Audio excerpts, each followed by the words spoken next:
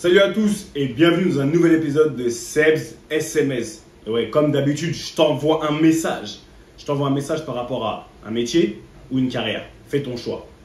Mais il faut savoir que c'est pas la même chose. Donc si tu veux savoir ce que moi je pense par rapport à ça et comment j'ai vécu ma carrière, reste branché. On est ensemble. Dans tous les cas, ça va aller vite, c'est puissant, c'est motivant. C'est quoi? Let's go, générique là, allez, c'est parti. Sebastian Vettel is now very much the Anglophile.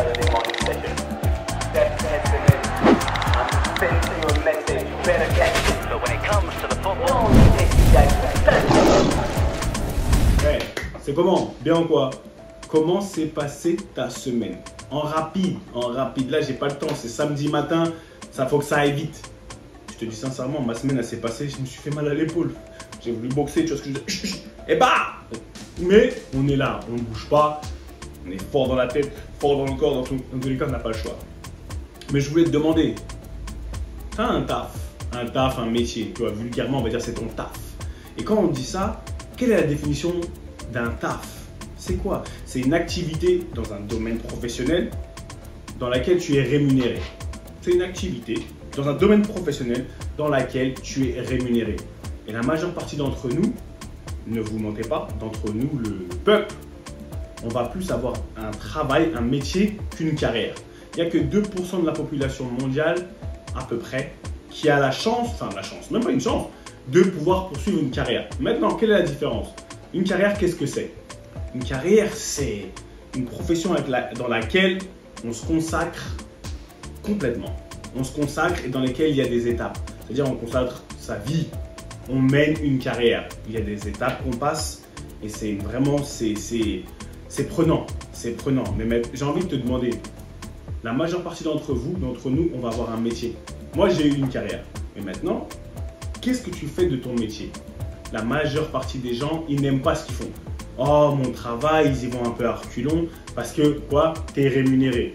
Parce qu'on va te donner quelque chose, tu vas faire ton travail. Parce que dans tous les cas, c'est la vie, il faut payer les factures, il faut... Mais moi, je te challenge.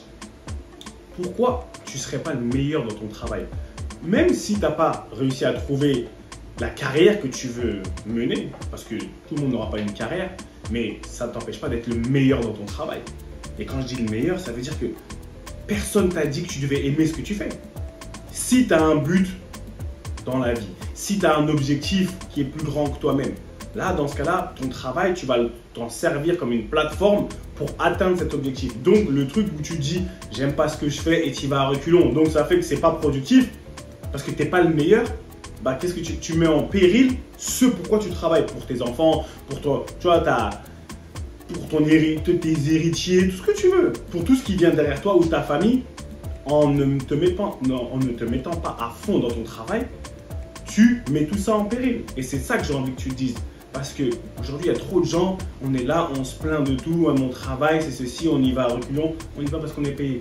Moi, j'ai envie que tu sois le meilleur dans ce que tu fais. Dans tout ce dans quoi tu mets ta tête, quand tu vas au travail, pourquoi perdre son temps à aller au travail, même si c'est pour une rémunération? Parce que la rémunération que tu vas avoir, si tu avais été le meilleur dans ce que tu fais, elle serait plus grande. Donc, tu pourrais impacter encore plus ce pourquoi tu travailles dans la vie.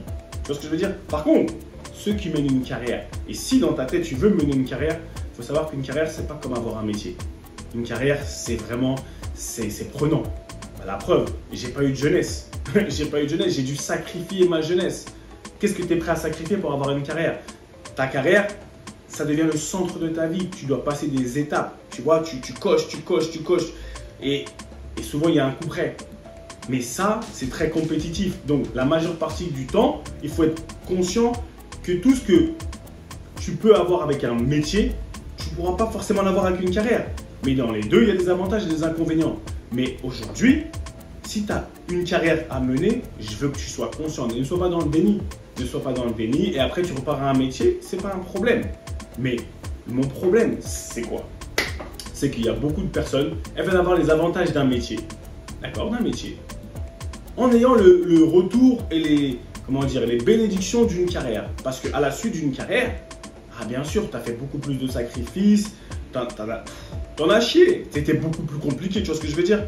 Donc au final, la récompense, elle est différente. Et moi, c'est là, j'ai envie que tu te saches où est-ce que tu te situes pour que tu sois clair avec toi-même et que peu importe là où tu te situes, tu ailles à fond. Ouais, j'ai fini ma carrière de footballeur. J'ai engagé une nouvelle carrière de coach, de speaker, tu vois ce que je veux dire, conférence. C'est ma nouvelle carrière, c'est mon mode de vie à moi. Mais quel est le tien? C'est la question que j'ai envie que tu te poses aujourd'hui. Pose-toi cette question parce que quand tu rentres sur ce rectangle vert, c'est ta vie. Qu'est-ce que tu es prêt à faire pour bien gérer ton métier, si c'est ça que tu veux faire, ou pour franchement aller à fond dans ta carrière, 120%, on est à fond, on n'est pas là à se plaindre parce que quand on se plaint, on renforce ce côté dangereux de la zone de confort. On en a parlé la semaine dernière, tu te rappelles? Donc voilà, quand tu rentres sur ce rectangle vert, qu'est-ce que ça représente? Hein? Ta vie est celle de personne d'autre. Prends ce qui t'appartient. On n'a pas le temps. Take what is yours. C'est à toi.